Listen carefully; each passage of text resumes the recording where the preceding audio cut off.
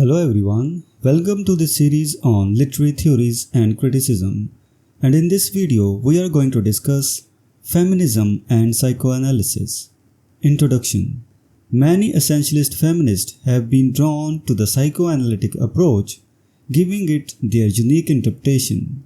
This video explores how key feminist thinkers have utilized psychoanalytic theory to analyze literature and femininity, highlighting the contributions of Sandra Gilbert, Susan Goubart, and French feminists such as Hélène Cixous and Louise Irigaray.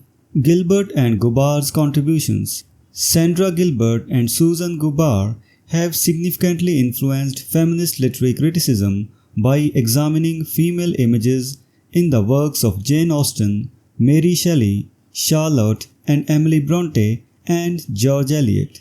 They address themes such as mothering, living within enclosures, doubling of characters and aspects of the self, women's diseases and their treatments, and feminized landscapes. They argue that female writers often identify with the literary characters they detest through figures like monster or madwoman contraposed against the angel or heroine. Despite this tendency, Gilbert and Goubart describe a feminine utopia where wholeness prevails over otherness as a means of identity. French Feminism and Psychoanalysis. In 1980s, French feminism emerged as a pioneering movement in using psychoanalytic tools for literary analysis. Essentialists found that the theories of Sigmund Freud, Carl Jung, Jacques Lacan, Julia Kristeva, Hélène Cixous, and Louise Irigaray explained some of their biologically based assumptions about femininity. Freud, despite being criticized for misunderstanding women and focusing on male psychology, contributed by identifying and medicalizing women's psychiatric obstacles and emphasizing the textual nature of his cases.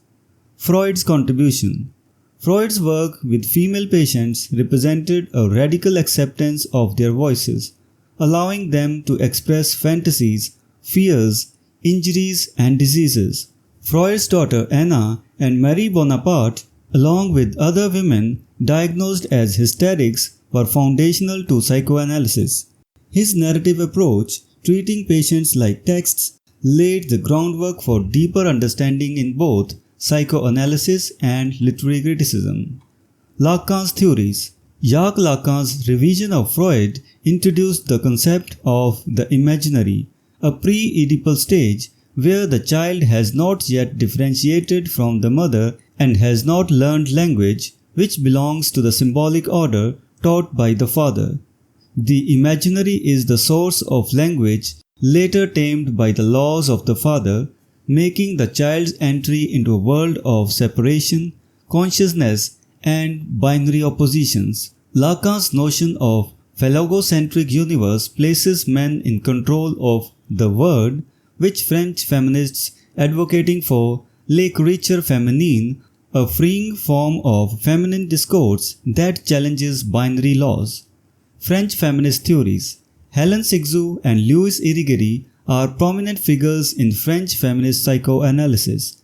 Cixous proposes a utopian, primeval female space free of symbolic order, sex roles, and the law of the father, where the self is linked to the mother's voice, the source of all feminine expression.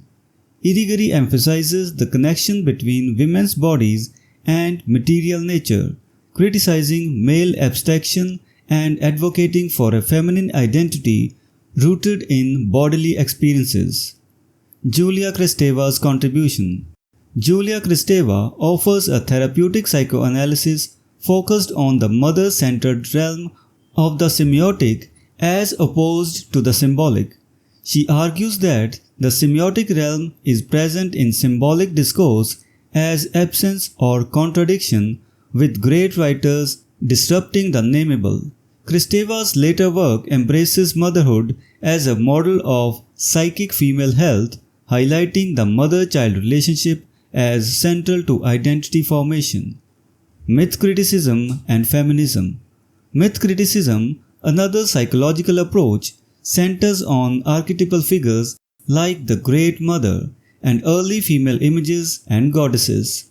Feminist myth critics, such as Adrienne Rich, emphasize the power of motherhood and critique the cultural ignorance and stereotyping of motherhood. Myth criticism bridges the personal and cultural, allowing scholars to explore how various ethnic groups maintain their traditions while interacting with other mythologies. Conclusion: feminism's engagement with psychoanalysis has provided profound insights into the intersection of language, psyche, and gender. The works of Gilbert, Gubar, and French feminists like Sigsu, Irigaray, and Kristeva have expanded our understanding of feminine identity, offering new models of analysis that emphasize flexibility, creativity, and the deep connections between the personal and political. Through these contributions, feminist psychoanalysis continues to challenge and enrich literary criticism and feminist theory. So this was the discussion on the topic Feminism and Psychoanalysis. We will meet in the next video and discuss some other topic. Until then, goodbye and thank you.